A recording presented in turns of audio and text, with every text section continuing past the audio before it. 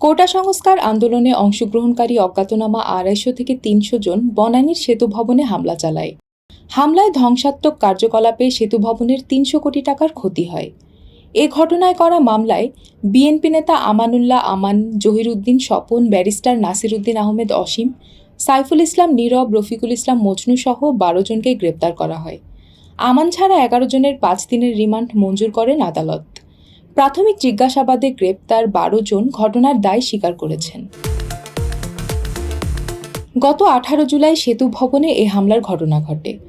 ঘটনায় স্থাপনাটির কেয়ারটেকার রবিউল ইসলাম বাদী হয়ে বনানী থানায় একটি মামলা করেন। মামলায় সেতু ভবনের ৩০০ কোটি টাকার ক্ষতি হয়েছে বলে এজাহারে বাদী উল্লেখ করেন।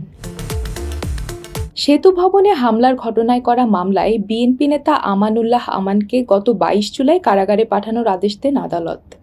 একই দিন বিএনপি নেতা জহিরুদ্দিন স্বপন, ব্যারিস্টার নাসিরুদ্দিন আহমেদ অসীম ও জামায়াত নেতা সামিউল হক ফারুকীর ৫ দিনের রিমান্ড মঞ্জুর করেন আদালত।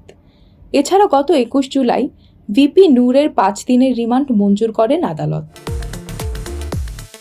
মামলার অভিযোগ থেকে জানা যায়, গত ১৮ জুলাই প্রতিদিনের মতো সেতু ভবনের কর্মকর্তা-কর্মচারীরা যথারীতি অফিসের কার্যক্রম করতে থাকেন। হঠাৎ ২৫০ থেকে ৩০০ জন ব্যক্তি কোটা সংস্কার আন্দোলনের নামে আইনশৃঙ্খলা পরিস্থিতির অবনতি ও নাশকতা করার লক্ষ্যে দেশি অস্ত্রশস্ত্র, লাঠিসোঁটা, ইটপাটকেল নিয়ে তাদের অফিসের সামনে এসে সরকার বিরোধী বিভিন্ন স্লোগান দিতে থাকে।